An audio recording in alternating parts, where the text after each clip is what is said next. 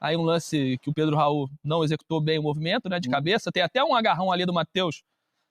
Do Matheus não, do Wesley. E atrapalha, mas dava pra ele fazer melhor ali naquele lance, né? Principalmente porque a cabeça é um dos principais recursos que ele tem, né? Não só pela estatura, mas por ser um centroavante, ele faz bem esse movimento. Ele é puxado antes, e eu acho que talvez ele perca um pouquinho da coordenação na hora do salto, justamente por esse puxão. Só pra aumentar a polêmica, pra mim, esse seria mais pênalti do que o que foi marcado. E o Vasco, a diferença pra mim foi, teve uma semana cheia pra treinar e não apresentou coisas que poderiam ser coisas melhores, né? Então o Flamengo vence com muito mérito. Então vamos ouvir o Léo, capitão do Vasco, deu um depoimento forte saindo agora do Maracanã, indo pro vestiário, né? Bota o Léo aí pra gente. É muito difícil falar nesse momento. Momento difícil, é difícil dormir. Ninguém quer viver isso, a gente sabe.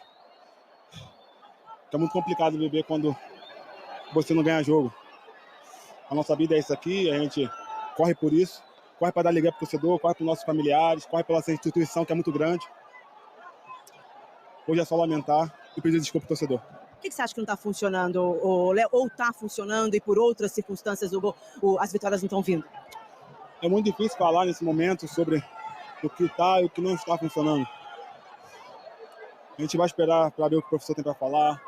Falar também de cabeça quente. Talvez eu vou usar algumas palavras erradas que no momento não pede. Esse momento é o momento de pedir pra gente ficar quieto, com silêncio, continuar trabalhando e trabalhar por dias melhores. Agradecer a Gabi Moreira, que está lá no Maracanã e vai tentar colher outros depoimentos pra gente.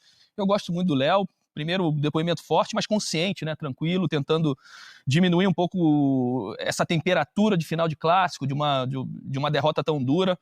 É um dos poucos aí que se salvam nesse início de Campeonato Brasileiro muito ruim do Vasco, né? Depois de vitória no Mineirão, e um empate que também jogou muito bem contra o Palmeiras, né? E aí depois bicou pra baixo e não consegue sair da... Mas, Roger, foram 15 minutos bons nos dois jogos. Tanto contra o Atlético como o Palmeiras. Mas os resultados aconteceram, né? Sim, aconteceram, mas eu nunca vi o Vasco tendo domínio, o Vasco jogando um grande futebol. O que o torcedor tá mais chateado ainda, principalmente porque o Barbieri deu uma declaração na semana, dizendo que o time estava jogando bem, que não estava vindo o resultado, e ele mudou muito o time hoje, ninguém entendeu. Então houve uma dúvida. Deixou o PEC de fora. Exatamente. Se o time tá bem, né, e não tá vindo o resultado, você vai fazer algumas modificações. E ele acredita no trabalho? Exatamente. Só que aí ele trocou o time. Muita gente, muita peça hoje. Então o torcedor do Vasco tá muito revoltado. Maracanã, Luiz, Pedro, Ana, contem um pouco mais pra gente sobre esse clássico de um time só. Vamos dizer assim, 4-0 no primeiro tempo. O Vasco tentou reagir, mas muito mais porque o Flamengo cadenciou o jogo, né? Sejam bem-vindos, boa noite. Boa noite, Roger. Jogador do... Interrogação. Alô, Lucas. Alô, Rick. Alô, Dodô. Fala, Caio. Roger, paletó tá no capricho, Roger.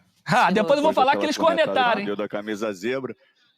Não, a camisa de zebra era o máximo também. Não, tá no estilo. Vai em frente aí, Roger Flores. Obrigado, tá bonitão, obrigado. Tá bonitão no blazer. Olha só, Roger, eu concordo com você na análise. Quinta-feira o Flamengo tem um jogo muito importante da Libertadores.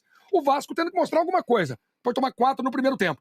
Então o Flamengo deu uma tirada de pé, administrou, ganhou o jogo no primeiro tempo, e o Vasco deu uma limpada de barra, eu acho, com a torcida. Conseguiu fazer no segundo tempo melhor do que o primeiro, não, Pedrinho? Abraço, amigos.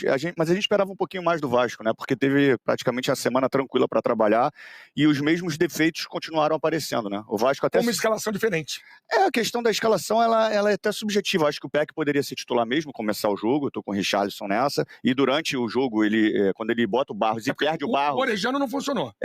Porque ele tá fazendo uma função que não é muito a dele. Ele é muito frágil ainda fisicamente e é um meia. Ele tá fazendo praticamente um corredor. Hoje até fez menos, né? Porque ele usou 3 zagueiros e o Puma ficou espetado lá. Então o Orediano, para mim, é muito mais um cara que joga atrás do Pedro Raul como um meia e o Peck seria esse homem de beirada. Mas assim, o Vasco até se estruturou na frente, né, Ana? Colocou praticamente 5 jogadores na última linha do Flamengo, fez com que o Pulgar muitas vezes descesse para ter igualdade numérica, mas essa bola não chegava. A criação passa pelos 3 zagueiros. Quando você empurra todo mundo na última linha, passa pelos 3 zagueiros. Se estruturou, mas não teve grandes oportunidades. Teve um chute do Pedro Raul na trave porque roubou uma bola e pressionou. Quando já estava 2-0 o Flamengo. Quando já estava 2-0. Ana Thaís, Vasco domina os primeiros 12, 13 minutos. O Flamengo faz um gol, logo em seguida faz o segundo. E aí praticamente resolve, né? É isso. Um beijo em todos. Só um detalhe, o Lucas que tá ali agora no estúdio, a primeira matéria que eu apurei na minha vida foi quando ele assumiu o nome como Lucas Moura, porque a gente chamava ele de Marcelinho. Então, assim, fico feliz em vê-lo. Fazia muito tempo que eu não via Lucas aqui no Brasil.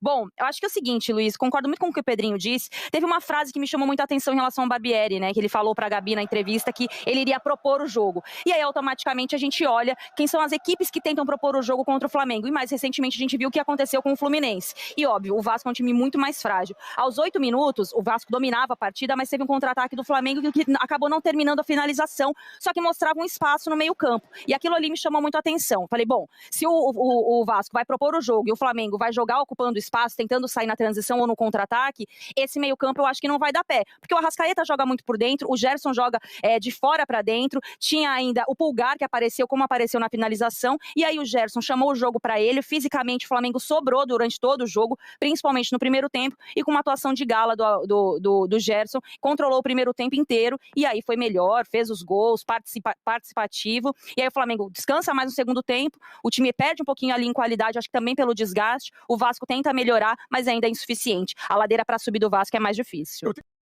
Né? O Pedro, que viveu muitos anos no Vasco, nasceu dentro de São Januário, pode dar alguma informação ou até temperatura do que está acontecendo, né? Do que passa na cabeça dos dirigentes aí. Ô, Roger, a Gabriela Moreira informou que tem torcida do Vasco indo para São Januário. Agora, de fato, o Pedrinho é o cara que conhece a temperatura desse caldeirão. Esse jogo tem um peso muito grande, né? A gente, obviamente, não decide nada aqui, mas a gente percebe e sente. Logo quando volta pro intervalo, a galera desceu e já ficou na mureta ali na curva, né? Rolou o famoso time sem vergonha. Né? Para pressionar. E é isso que a gente é bom diferenciar também. Eu não acho que o time não corra, eu não acho que o time não tenha vontade, eu não acho que o time é sem vergonha, muito longe disso. Eu acho que isso não existe. Eu acho que o Vasco se perde emocionalmente e falta organização, movimentos, mecanismos para que o Vasco fure o bloqueio quando ele tem a posse, quando ele está dentro do campo do adversário, como foi com os 15 minutos iniciais. O Vasco se estruturou lá, mas não organiza, não finaliza, e acaba ficando vulnerável quando perde a bola, não consegue pressionar, cede o contra-ataque. Mas realmente, assim, a pressão em cima do Barbieri é gigantesca, e obviamente, cúpula reunida para decidir qual é o futuro. O Dodô também jogou no Vasco. Um abraço pro Dodô, joguei com o Dodô também no Palmeiras, caracaço. Porque no Vasco, há quem diga que o ex-presidente popularizou isso, Eurico Miranda, aqui. Jogo Flamengo e Vasco, Ana, é um campeonato à parte. E é tratado dessa forma, né? A resposta foi longe disso, né? Assim, quando fala assim, tem que mandar embora, eu tomo muito cuidado para falar sobre isso, porque a gente sabe muito pouco do que acontece no interno dos times. Agora, o Vasco é administrado de uma forma agora empresarial, digamos assim, né? Uma SAF, ela olha o futebol de uma outra forma. Se a gente fizer um paralelo com o Botafogo, por exemplo, o Luiz Castro passou por uma pressão imensa. Dá para traçar algum paralelo? Dá para você enxergar alguma coisa que tenha sido igual nos dois processos? Eu ainda acho que esse elenco é muito frágil. Não sei se um outro treinador nesse momento conseguiria algo muito diferente do que o Barbieri, que não faz um bom trabalho, tem conseguido, Vasco, Ana, né? admite a falha na montagem do elenco. Completamente. Assim, já no Campeonato Carioca, se a SAF se baseou pelos clássicos, se baseou errado.